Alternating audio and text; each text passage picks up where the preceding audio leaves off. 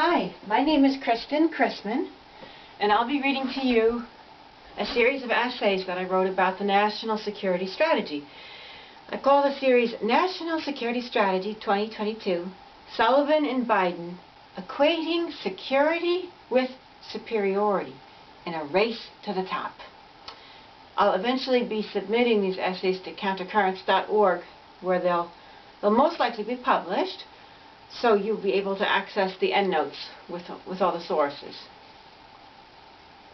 Here is part 1.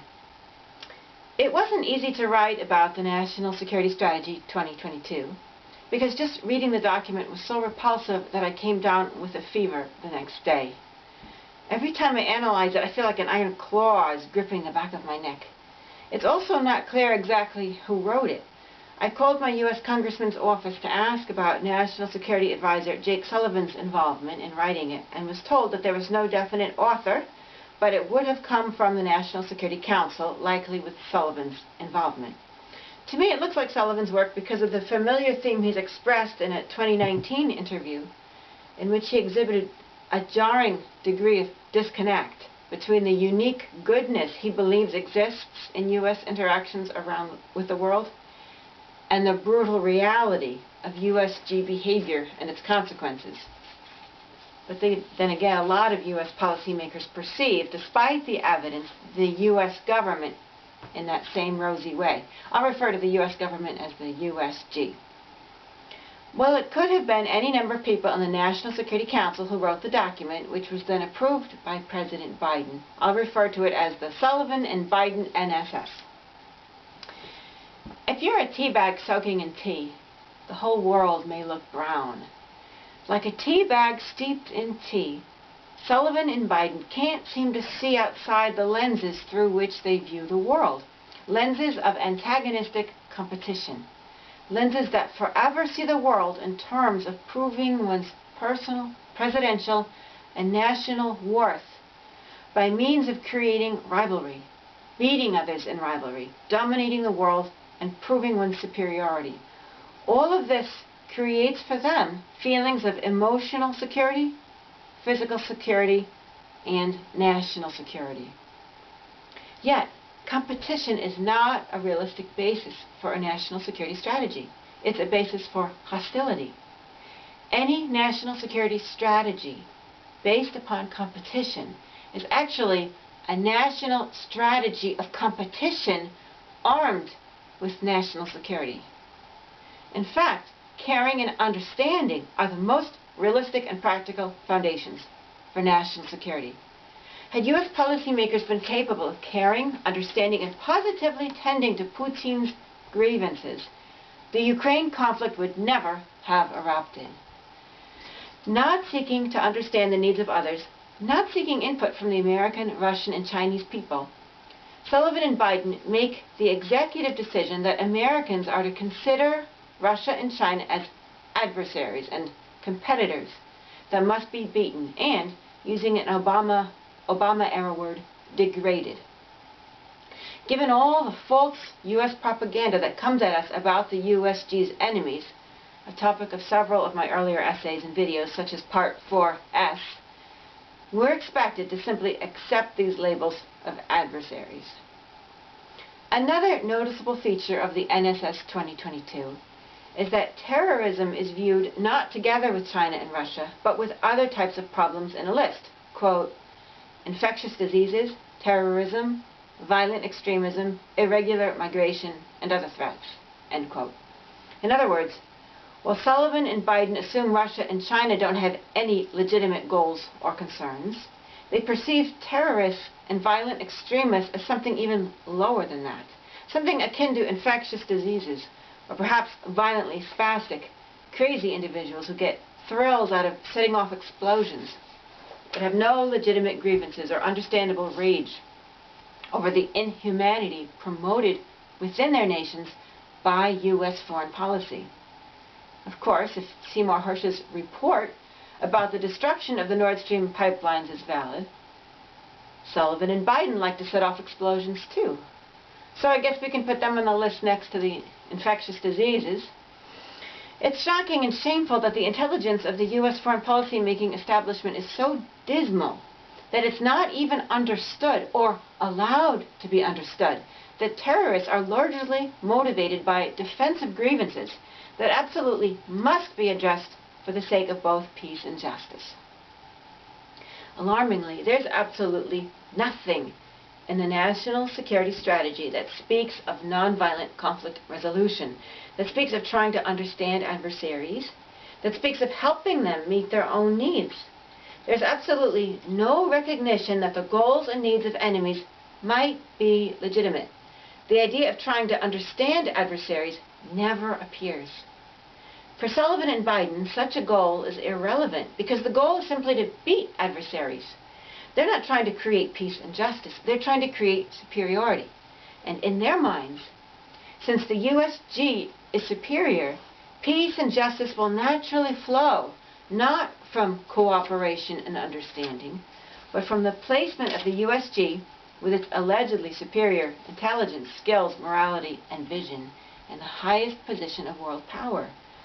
Of course, the USG track record offers a dismal showing in this area.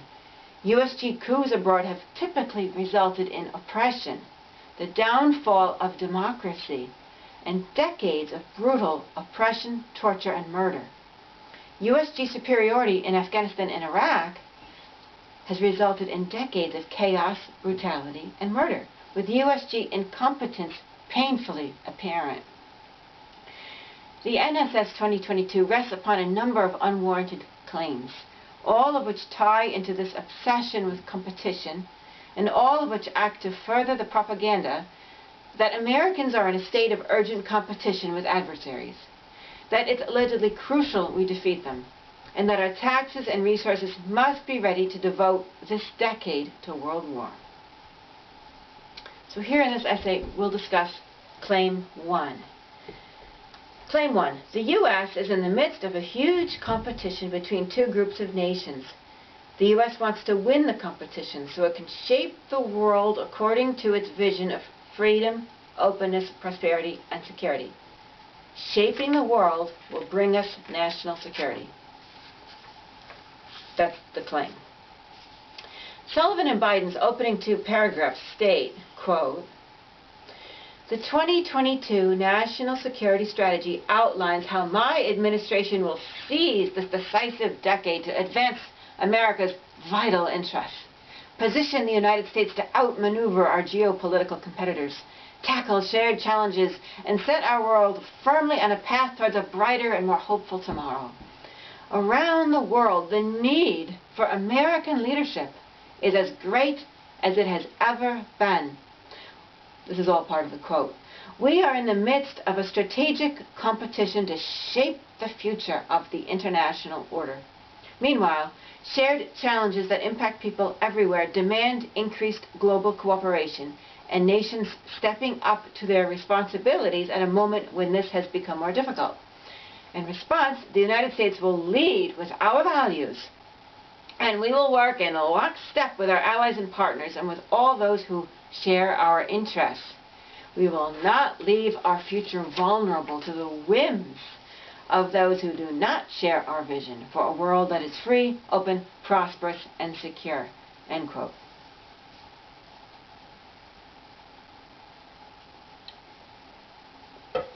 Free, open, prosperous, and secure?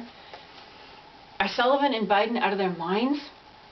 How can it be said that the USG supports freedom and openness when, with the creation of the CIA, it began routinely and massively, covertly interfering in Europe's campaigns and elections on the heels of World War II in order to ensure right-wing election wins that would vote in favor of membership in NATO? The symbol, as I see it, of the USG's military and economic conquest over Europe, but falsely portrayed as a protector of democracy. How can it be said that the USG supports freedom, openness, prosperity, and security when it routinely initiates character assassination programs with false propaganda, as it's doing now against Putin, and then covertly topples democratically elected leaders, beginning with Iran's Mohammad Mossadegh 1953, Guatemala's Jacobo Guzman Arbenz, Chile's Salvador Allende, and Congo's Patrice Lumumba, and replaces them, and many more after that, and replaces them with brutal dictators who terrorize, torture, and murder their populations for decades with the help of U.S. arms and the U.S. support for brutal internal security services. How was the U.S. 2003 invasion of Iraq a step forward for freedom? Zahra Ali, author of Women and Gender in Iraq, reports a common sentiment she hears from Iraqis since the U.S. invasion. Quote, "Before we had one Saddam. Today we have a Saddam at every street corner." End quote. How was USG support for the 2014 coup in Ukraine supportive of freedom? A democratically elected leader was toppled in a coup that turned violent. It was a protest that turned violent because of the actions of ultra-right-wing movements that were entirely unrepresentative of the Ukrainian population. Americans, including Biden's Undersecretary of State Victoria Nuland and U.S. Ambassador Jeffrey Pyatt, were caught on tape deciding for Ukrainians who their next leader would be. How can it be said that the USG supports openness when different perspectives about the current Ukraine conflict, Putin, COVID, or any of the U.S. invasions, coups, character assassination programs, and election interference programs abroad were hushed up by policymakers and the media? Even Hersh's groundbreaking February 2022 report on the identities of those U.S. policymakers responsible for the Nord Stream explosions has been given no significant attention, but has instead been ignored by U.S. policy and media makers and kept right out of mainstream media, for the most part. Putin's actual words and high-minded principles go unreported, and false ones are attributed to him by U.S. media experts. I've seen this for myself in his speeches and essays. How can the USG possibly claim to support openness? And prosperity? What prosperity? The U.S. war budget sucks dry the American people, and U.S. wars impoverish nation after nation abroad. Presidential candidate Robert Kennedy Jr. recently reported that 57% of Americans couldn't lay their hands on $1,000 if they needed to in an emergency, because the middle class is disappearing. Many Americans are working 2 jobs just to make ends meet. Many are living in tiny apartments. Many are homeless. Schools are overcrowded. National parks are underfunded. Hospitals are underfunded. Mental health research seems to be at a standstill, and the mental health system is largely broken or worse than useless. You can't even see the painted lines on some roads when you're driving. Of course, U.S. policymakers come from certain prosperous social and business circles, so it's likely they're referring only to their own prosperity. And security? You've got to be kidding. The USG is always on the lookout for any so-called competitors who might disagree with the USG or might become as powerful in some way as the USG. If the USG felt secure, it wouldn't have the need to pop one in the jaw to every possible competitor on the horizon. The USG makes the world increasingly insecure because of its frenzied habit of seeing other nations as rivals and enemies if their government refuses to obey USG dictates. The USG also makes life more insecure for Americans who are hated more than ever because of the USG's hostile, dominating ways. The 1979 American hostage crisis in Iran wouldn't have happened had the USG not made the world more insecure by toppling Mossadegh and reinstalling the Shah. 9/11 wouldn't have happened had the USG not made the world more insecure by occupying Saudi Arabia with its military troops, by waging unjustified war against Iraq, by imposing a decade of fatal sanctions on Iraq, and by helping the oppressive Egyptian government wage war against Islamists who only wanted a government that was just, humane, and not corrupt. No, the USG is making the world increasingly insecure for Americans and the entire world. And the problem is visible in the very first paragraph of the NSS. Sullivan and Biden want to simultaneously, quote, outmaneuver our geopolitical competitors and usher in a, quote, brighter and more hopeful tomorrow, end quote. They think the first will lead to the second, but they've got it wrong. The two goals are at odds with one another, the outmaneuvering the competitors and the bright and hopeful tomorrow. The NSS 2022 doesn't seem to grasp that its hostile competitive efforts are going to destroy the very security, prosperity, freedom, and openness that it's supposedly fighting for. It also doesn't grasp, or the writers of it don't grasp, that its hostile efforts that consume massive amounts of fossil fuels, and that litter the planet with bomb craters, chemical waste, bioweapons, and radiation, will undermine any efforts at protecting the environment and climate, even though this is supposedly one of the goals it shares with its allies and partners. Sullivan and Biden speak of winning, quote, a race to the top, end quote. But what is it that awaits them, or any of us there? You get the feeling nothing more than what Dr. Seuss's Yertle the Turtle saw when he climbed higher and higher onto the backs of other turtles. A better view and a more likely fall into the mud.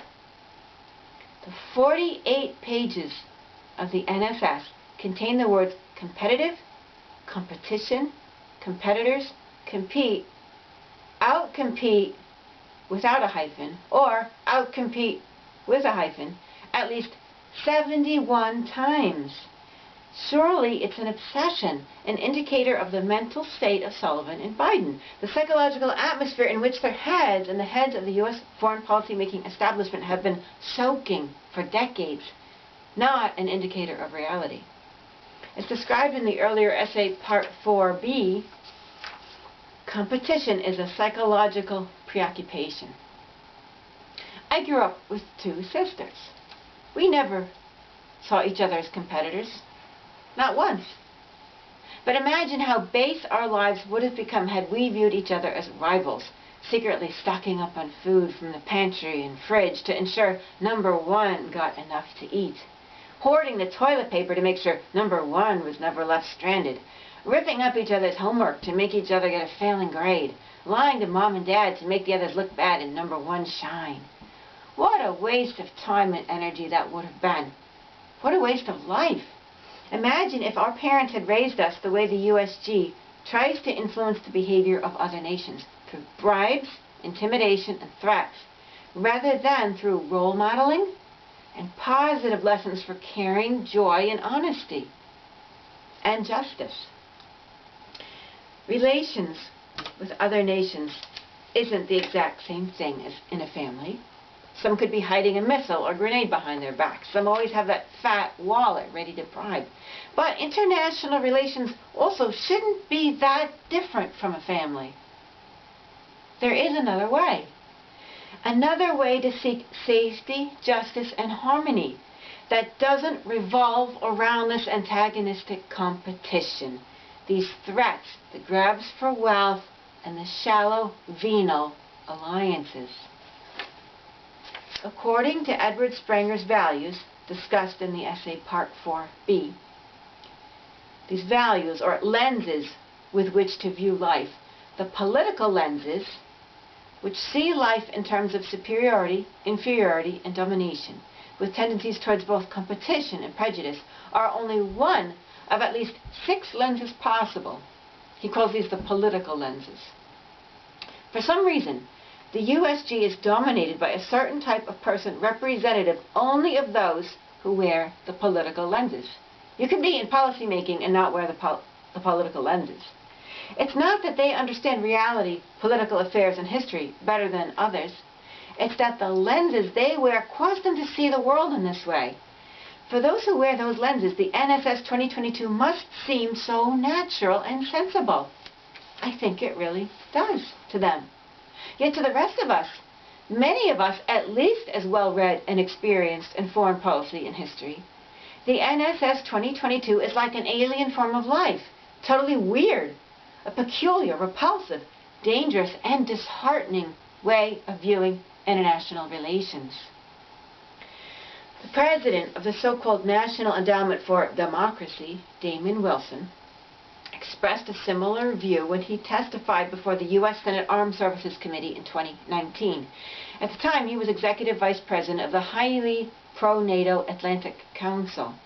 Apparently speaking for all Americans and all allied foreign populations, he testified, quote, "Our nation and its closest friends agree that the great challenge of the 21st century will be the competition between the free world and authoritarian, corrupt, state-led capitalism, chief among them China and Russia," end quote. It's a quote and an attitude that I analyze and refute in several earlier essays and videos, including parts 4B, 4C, and 4D.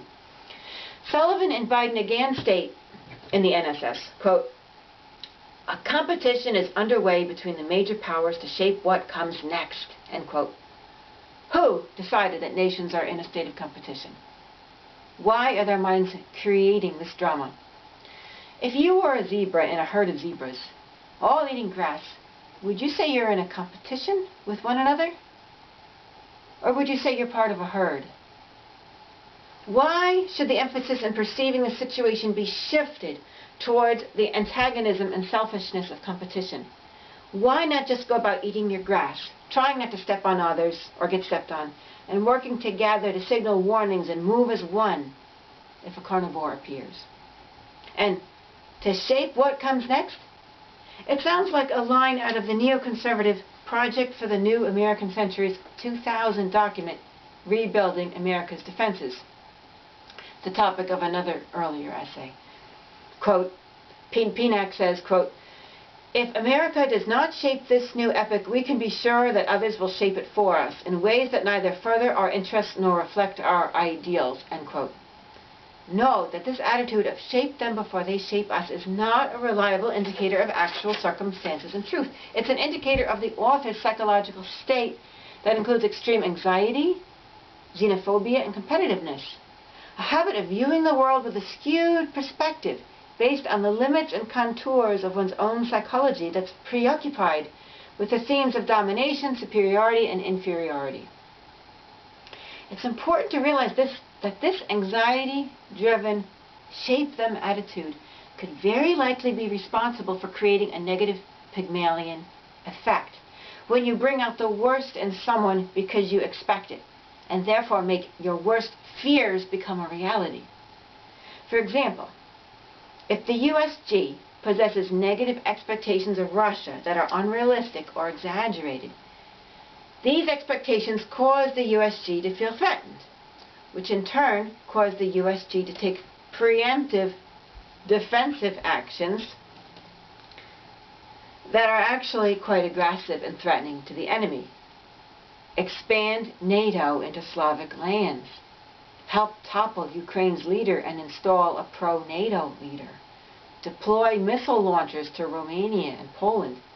Push to get the best pipeline deals in former Soviet republics Georgia and Azerbaijan. Bring Georgia into NATO. Ship weapons to Ukraine to attack the people of Donetsk and Lugansk so they can't secede. Initiate joint Ukrainian-NATO cooperative actions.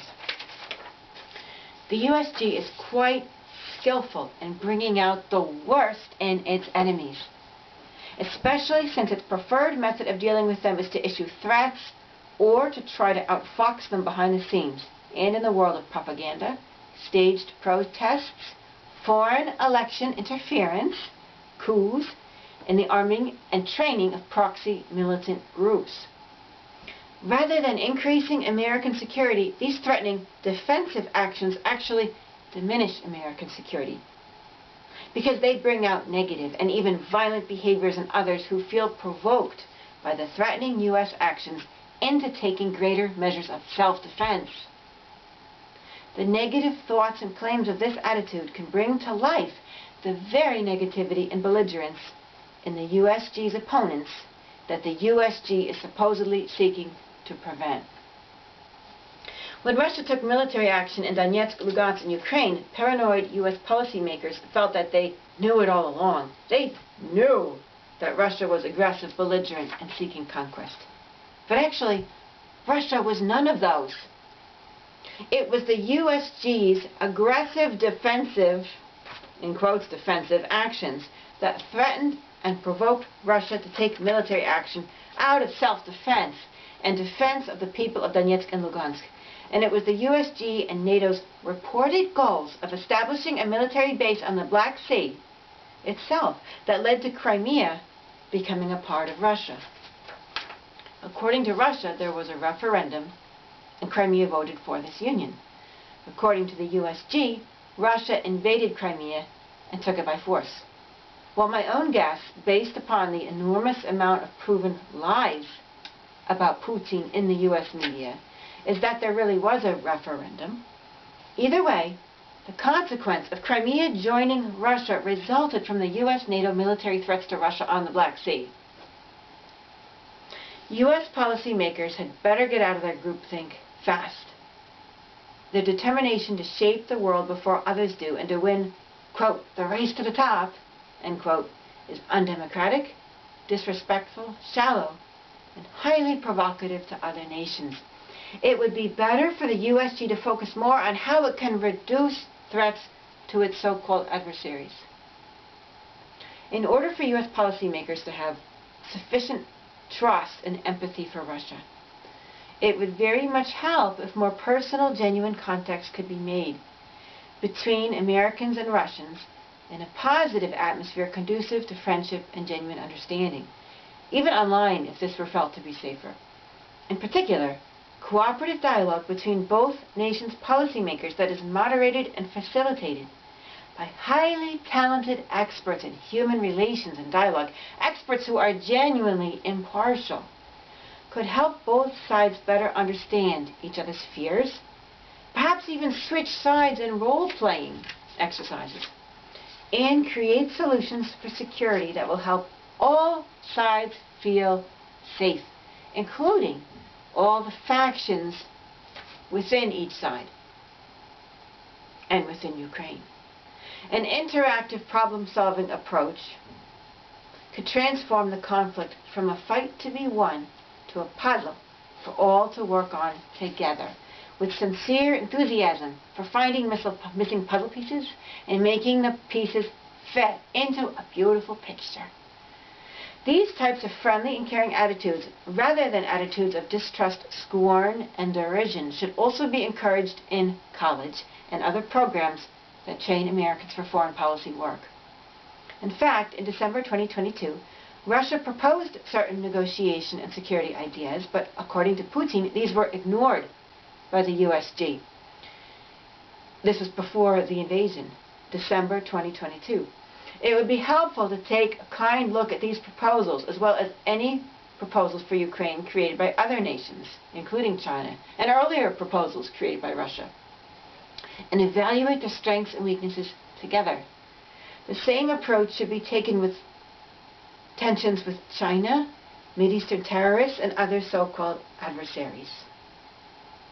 While it would be foolish of either side to be so trusting as to lay down all arms, it's equally foolish and dangerous to be too suspicious, too prejudiced, and too competitive, thus provoking tension with one's preemptive defensive measures that are truly aggressive. Some types of people jump to the big guns when the conflict is serious. But the truth is, this conflict is way too serious for guns, as are all conflicts. It's time to bring in not the big guns, not the fat wallets of bribery and coercion, but the big minds, hearts, and souls, the parts of ourselves that can truly create harmony, solve problems, empathize with others, and, most of all, help each side of the conflict and each faction within each side of the conflict feel respected, cared for, and safe. Thank you very, very much for listening.